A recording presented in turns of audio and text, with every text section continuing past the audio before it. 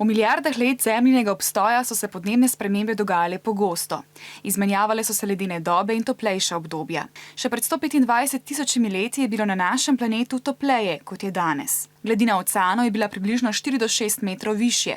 Podnebne spremembe so bile včasih posledica geoloških procesov, kot so na primer izbruhi ognjenikov. Glavni krivec za zdajšnje podnebne spremembe pa je človek, ki s čezmerno uporabo fosilnih goriv, na primer premoga in nafte, in z izpusti iz avtomobilov, avtobusov, tovornjakov in številnih tovarn zrak onesnažuje s plini. Med njimi je največ ogljikovega dioksida. Zaradi tega ozračje ni samo onesnaženo, temveč se tudi segreva. Leta 2013 smo Zemljani na primer v zrak spustili kar 36 milijard ton ogljikovega dioksida.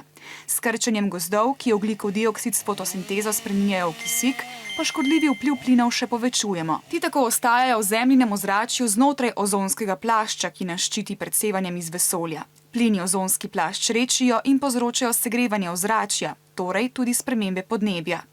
Posledica tega so taljenje ledenikov in ledenih plošč na tečajih, dviganje morske gladine, vedno hujši vremenski pojavi, na primer hudi viharji in suše. Količino izpustov toplogrednih plinov bi lahko zmanjšali tako, da bi povečali pridobivanje energije iz obnovljivih virov, na primer vetra, vode in sonca. K sreči se to že dogaja, a še ne v zadostni meri.